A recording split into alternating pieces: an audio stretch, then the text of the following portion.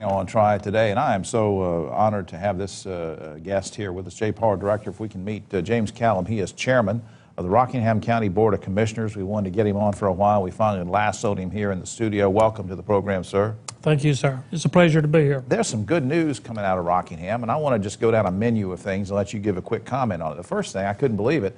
As much as we criticize the government on these bad trade deals and all these jobs we've lost overseas, you've got a company that located over in China, and now they're coming back and they're going to create jobs. Correct. What is it?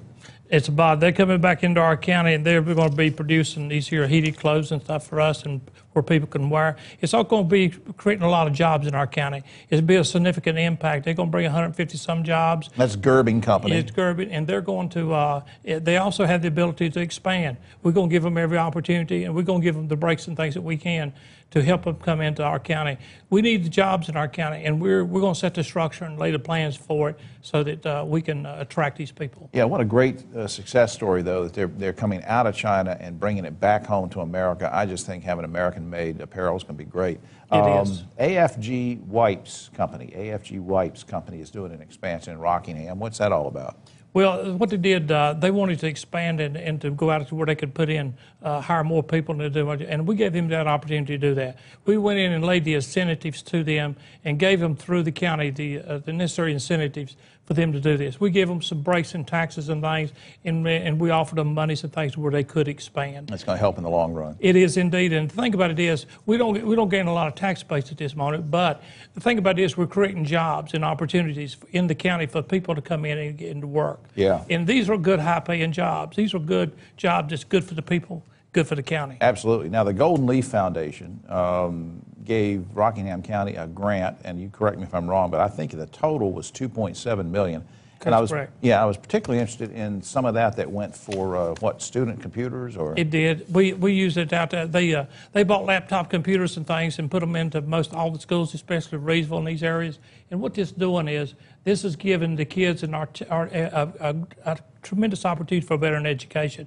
It'll expand their horizons and things, and it'll equate them with all the infrastructure today to learn all the new nanotechnologies that's out there. Absolutely. Now, speaking of teachers, Rockingham, like a lot of the counties, is set to lose maybe 38 to 39 teachers because of budget cuts.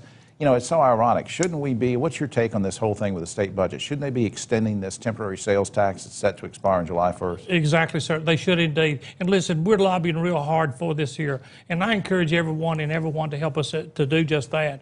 This is affecting our entire county and our teacher profession, especially the whole education system is profoundly impacted by this.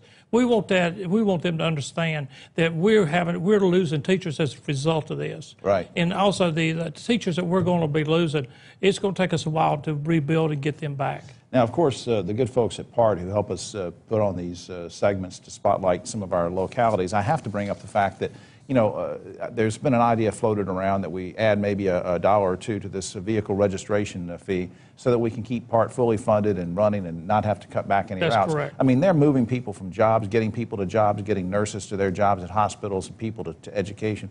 I mean, how good an idea is this to do this fee to keep floating it? I'll tell you what, it's an absolutely wonderful idea. To give you an idea, a couple, $2 or $3 by any one person is not going to be missed. It's not going to impact any one person that great in that extent. We can pay $2 or $3 for a registration of our license plates, and it will afford an opportunity for them to be able to afford to carry people all over this state and all around this whole area here for very, very little bit of money. It will have a tremendous impact and be a very important asset. Well, we need this. Well, yeah, absolutely. And I think, you know, you and I were talking off camera that I think it's about 85% of the riders on PART buses make something like over $35,000, $36,000 a year. The others are trying to get to school to do higher education. Very important to move these people around. Here's, by the way, the information on PART. If you want to check out that's www.partnc.org. Also, www.co.rockingham.nc.us is the Rockingham County website. And to James Kallam, Chairman of the Rockingham County Board of Commissioners, I really appreciate you coming over here and updating us some great news that you have in the county. It's a pleasure, sir. I promise you it is. Come back and see us sometime. I will indeed, sir. Thank you. We'll be back after